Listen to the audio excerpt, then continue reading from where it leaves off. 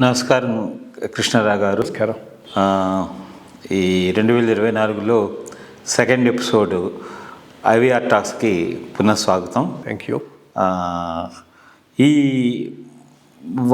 గత వారంలో మనం అంతర్జాతీయ విషయాల మీద మామూలుగా అంటే గత వారం అంటే ఇదివరకు నుంచే ఉంది, కానీ మనము ప్రతి వారం అంతర్జాతీయ విషయాల మీద ఒక సమీక్ష నేషనల్ అండ్ లోకల్ చేసుకుంటున్నాం. కాబట్టి ఈ వారంలో ముఖ్యంగా అంటే ఎక్కువగా మనకి బయటికి ఎక్కువగా విశదమవ్వకుండా అంటే మీడియా అటెన్షన్ గాలోరు ఎక్కువ కాకుండా ఉండేటువంటి ఒక అంశం ఏంటంటే ఈ మార్చి 2023 నుంచి కొనసాగుతున్నటువంటి ఈ సుడానీస్ గవర్నమెంట్లో anti forces, pro government forces, తర్వాత అపోజిషన్ ఫోర్సెస్ ఇవన్నీ కలిపి అక్కడ చాలా ఇన్స్టెబిలిటీను చాలా మటుకు అరాచకం అనేది జరిగిందని మనకు యుఎన్ వర్గాల ద్వారా కూడాను మనకు తేటతెల్లమైంది. అంటే దీంట్లో ఈ కాన్ఫ్లిక్ట్లో ఈ ఎథ్నిక్ ఇష్యూస్ లేకపోతే ఫారెన్ ఇన్వేషన్స్ ఇవన్నీ ఇట్లాంటివన్నీను మనకి జరిగిందని మనకు ప్రస్ఫుటంగా కనబడుతోంది.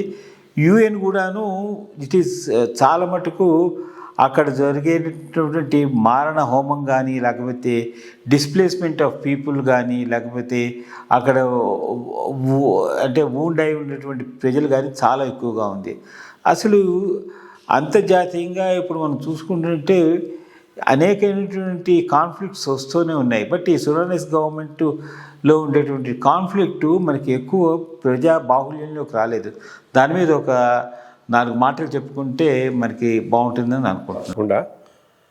అదే ప్రధానంగా ఈ మధ్య ప్రపంచంలో ఉన్నటువంటి ఈ కాన్ఫ్లిక్ట్ జోన్స్లో ఓ ప్రధానమైనటువంటి జోన్ సుడాన్. యుక్రెయిన్ యుద్ధం, ఇజ్రాయెల్ హమాస్ కాన్ఫ్లిక్టు వీటికి వచ్చినంత ప్రచారం సుడాన్ కాన్ఫ్లిక్ట్కి రాలేదు. ఎందుకంటే అది ఆబ్వియస్. యుక్రెయిన్ యుద్ధం అన్నప్పుడు యుక్రెయిన్లో స్ట్రాటజిక్ ఇంపార్టెన్స్ ఉంది. రష్యా ఇన్వాల్వ్ అయి ఉంది. రష్యాను కంటైన్ చేయడానికి అమెరికా ప్రయత్నం చేస్తుంది. కాబట్టి దానికి చాలా చాలా ఇంపార్టెన్స్ వచ్చింది.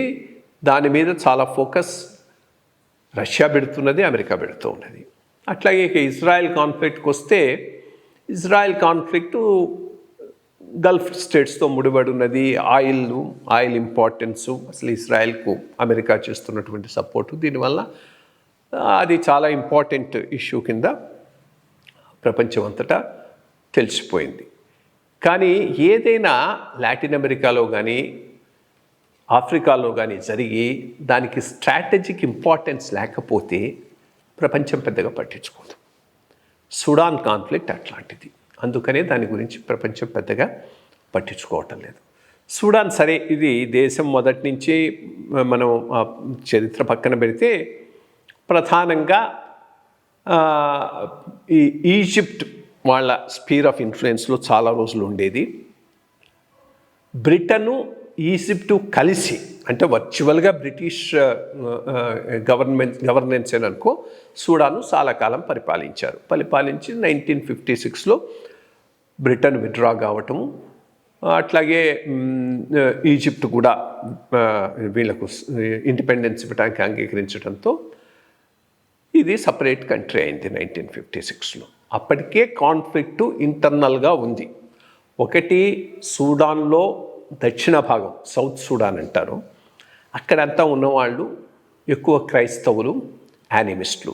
నార్దర్న్ సైడ్ ఉన్న వాళ్ళంతా అరబిక్ ఇన్ఫ్లుయెన్స్, ముస్లిమ్స్.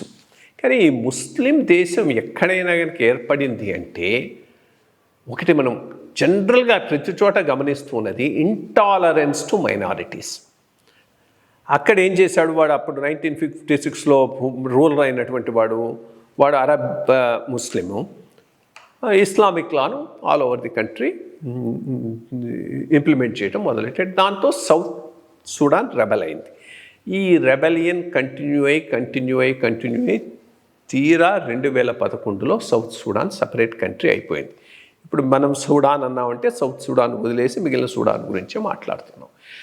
ఈ సుడాన్లో 89 ప్రాంతంలో ఆల్ బషీర్ అనేవాడు ఒక డిక్టేటర్గా వచ్చాడు. వాడు మొన్న 2019 దాకా ఓ 30 years పరిపాలించాడు. వీడి టైంలో మళ్ళీ ఈ సూడాన్లోని సౌత్ సూడాన్ కాకుండా పశ్చిమ సైడు డార్ఫుర్ అనే రీజన్ ఉన్నది. అక్కడ కూడా ఈ అరబిక్ డిసెంట్ ఉన్నటువంటి వాళ్ళు కాకుండా లోకల్ ట్రైబ్స్ ఎక్కువ ఉన్నాయి. వాళ్ళ మీద విపరీతమైనటువంటి అట్రాసిటీసు వీళ్ళు చేయటం జరిగింది. వాళ్ళు కూడా సపరేట్ కంట్రీ కావాలని వాళ్ళు అక్కడ ఆర్మడ్ రివోల్ట్ ఒకటి మొదలెట్టారు. వాళ్ళని కంట్రోల్ చేయడానికి అల్ బషీర్ అనేవాడు ఏం చేశాడు, మామూలు ఆర్మీయే కాకుండా ఒక పారామిలిటరీ ఆర్గనైజేషన్ ఇంకో దాన్ని ప్రోత్సహించి దాన్ని ఫామ్ చేశాడు. వాళ్ళది జంజ్వీడ్ అంటారు. అంటే ఇర్రెగ్యులర్గా ఉన్న అరబిక్ ఫోర్సెస్ అన్నిటినీ ఒకటి చేసేసి దాన్ని ఒక మిలిటరీ కింద చేసేసి ఆర్మడ్ దీని కింద వాళ్ళ మెయిన్ టార్గెట్ ఏంటి, డార్ఫూర్ ఏరియాలో ఉన్నటువంటి ఈ రెబల్స్ను ఇతర కమ్యూనిటీకి సంబంధించినటువంటి వాళ్ళను కంట్రోల్లో పెట్టడం. సరే, ఇంకా వాళ్ళు చేసిన జెనోసైడు, రేపు, అన్ని టైప్స్ ఆఫ్ అట్రాసిటీస్ అక్కడ వాళ్ళు చేశారు. ఇంకోటి వీడు బషీర్ గారు చూసింది ఏంటంటే, ఎప్పటికైనా ఆర్మీ నా మీద రెబల్ కావచ్చు, ఆర్మీకి కౌంటర్గా ఇంకొక ఫోర్స్ ఉంటే బాగుంటుంది అనేది కూడా వాడి ఐడియా, ఈ పారామిలిటరీ ఫోర్స్ను డెవలప్ చేయడంతో. కానీ ఆఖరికి వచ్చేటప్పటికి ఈ పారామిలిటరీ ఫోర్స్ వాళ్ళు ఆర్మీ ఇద్దరు కలిసి వీడిని 2019లో డీథ్రోన్ చేశారు. డీథ్రోన్ చేసిన తర్వాత ఒక సివిలియన్ అడ్మినిస్ట్రేషన్ కోసం గట్టిగా ట్రై చేసి ఉండాల్సింది, వాళ్ళు ట్రై చేసి ఉండాల్సింది, యుఎన్ ట్రైన్ చేసి ఉండాల్సింది, ఇన్వాల్వ్ అయి ఉండాలి. ఇన్వాల్వ్ కాకుండా వదిలేశారు. దాంతో ఈ ఆర్మీ వీడు కలిసి, ఈ రెండో ఫోర్సు కలిసి, మేము సివిలియన్ ట్రాన్సిషన్ కోసం పనిచేస్తామని చెబుతూనే ఈ మిలిటరీ డిక్టేటర్షిప్ను ఇద్దరు కలిసి కొనసాగించారు. వాళ్ళకు పడక ఇప్పుడు ఏమైంది, ఈ సూడానీస్ ఆర్మడ్ ఫోర్సెస్ ఎస్ఏఎఫ్ అంటారు, ఇది ఆర్ఏఎఫ్ అంటారు, పూర్తి ఇది అది ఆర్మడ్ ఫోర్సెస్, రెండోది పారామిలిటరీ ఫోర్సెస్. దీనికి ఒక లీడర్ ఉన్నాడు, దానికి ఒక లీడర్ ఉన్నాడు, ఇద్దరు కలిసి కొట్టుకోవటం మొదలెట్టారు. అది బిగినింగ్ ఆఫ్ దిస్ కాన్ఫ్లిక్ట్ 2023 నుంచి. అది ఇప్పటిదాకా జరుగుతూనే ఉన్నది. చాలా అట్రాసిటీస్ చేస్తూ ఉన్నారు. వీళ్ళల్లో కొంత ఇదే ఈ ఆర్ఏఎఫ్ పారామిలిటరీ ఫోర్సే గెయిన్ ఎక్కువ చేస్తున్నట్టుగా అనిపిస్తూ ఉన్నది. బట్ ఇదంత సులభంగా సమసిపోయే అంశం కూడా కాదు, ఎందుకంటే దీంట్లో ఇతరులు కూడా ఇన్వాల్వ్ అయినారు. ఈజిప్ట్ వచ్చి సుడానీస్ ఆర్మడ్ ఫోర్సెస్ తరఫున ఇన్వాల్వ్ అవుతున్నది. యుఏఈ, యునైటెడ్ అరబ్ ఎమిరేట్స్ ఏమో ఈ పారామిలిటరీ ఫోర్స్ తరఫున ఇన్వాల్వ్ అవుతున్నది. అట్లాగే దీంట్లోకి వాడు ఇన్వాల్వ్ అయినాడు. ఇదే ప్యూటిన్ తరఫున యుక్రెయిన్లో యుద్ధం చేస్తూ ఉన్నాడే వాగ్నర్ ఫోర్సెస్ అని ఒక ఏమంటారంటే మెర్సినరీ ఆర్మడ్ ఫోర్స్ ఉంది. వాడేమో ఈ పారామిలిటరీ ఫోర్స్ తరఫున ఇన్వాల్వ్ అవుతున్నాడు. వాడిటి ఇన్వాల్వ్ అయినాడు కాబట్టి యుక్రెయిన్ రెండో సైడ్ ఇన్వాల్వ్ అయింది. ఇట్లా ఇతర దేశాలు కూడా ఇక్కడ ఇన్వాల్వ్ అవుతున్నాయి. రెండోది అంతా అనార్కీ అక్కడ. ఈవెన్ వాళ్ళ ఆల్ బషీర్ ఉన్నప్పుడు కూడా ఈ పారామిలిటరీ ఫోర్సెస్ లీడర్కు ఏదో వాళ్ళ ఇష్టం, వాళ్ళ సొంతమైనట్టు గోల్డ్ మైన్స్ రాసి ఇచ్చేశాడు. దాంట్లో నుంచి వచ్చిన డబ్బుతో వీడు ఎన్రిచ్ అయిపోయి waging a war. In fact Africa అంతా ఈ ప్రాబ్లం ఉన్నది. ప్రాబ్లం ఏంటి అంటే, ఒకటి ఇన్స్టిట్యూషన్ సరిగ్గా సెట్ కాకపోవటం, ప్రజాస్వామ్యం అనేది లేకపోవటం, మైట్ ఈస్ రైట్ ఒకటి రన్ అవుతూ ఉన్నది, అదొక పోర్షన్. దీనికి తోడు ఈ ఇస్లామిక్ ఇన్ఫ్లుయెన్స్లో ఏమవుతున్నది, same thing, rule of law లేదు, డెమోక్రసీ లేదు, ఆటోక్రసీ, మైట్ ఈస్ రైట్ అంతా, ప్లస్ రూల్ బై ఇస్లాం. దాంతో మైనారిటీస్కు బాగా దెబ్బ కొడుతూ ఉన్నది అక్కడ. మరి ఇది కాన్ఫ్లిక్ట్ ఎక్కడికి పోతుందో ఏమవుతుందో చూడాలి. మొత్తం మీద ఇది బ్యాక్గ్రౌండ్, ఇది దీనికి చూడాలి.